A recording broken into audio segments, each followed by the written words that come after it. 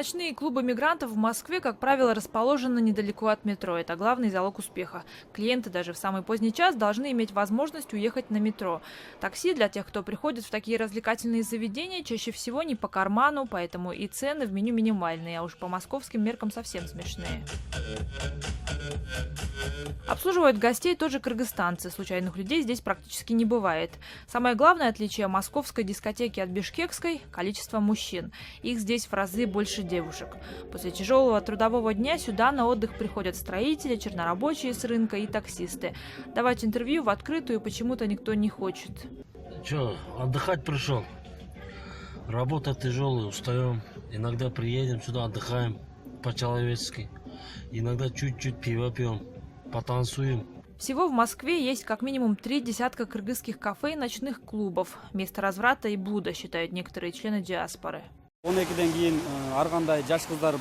После 12 часов там ходят молодые девушки и парни. Девушки остаются на улице, случаются изнасилования и многое другое.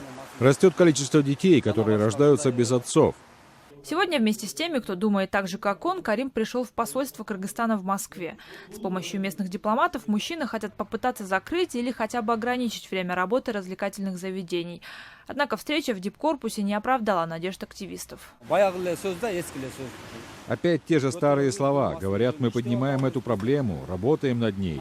Надеюсь, новый посол будет работать. У нас на него большие надежды. Себя и своих друзей Илим считает настоящими патриотами. За много лет в Москве город он объездил вдоль и поперек. По его собственным подсчетам, в российской столице работает около 80 кыргызских кафе и клубов. Для девушек и парней из деревень, говорит Илим, в большом мегаполисе слишком много соблазнов.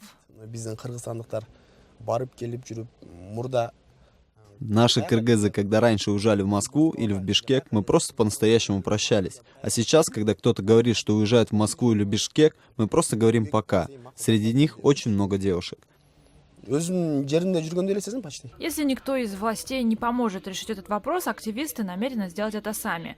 В ближайшее время, собрав единомышленников, они готовы устроить рейды кыргызских ночных клубов. Как их встретит местная охрана, состоящая также из кыргызских парней, активисты еще не знают.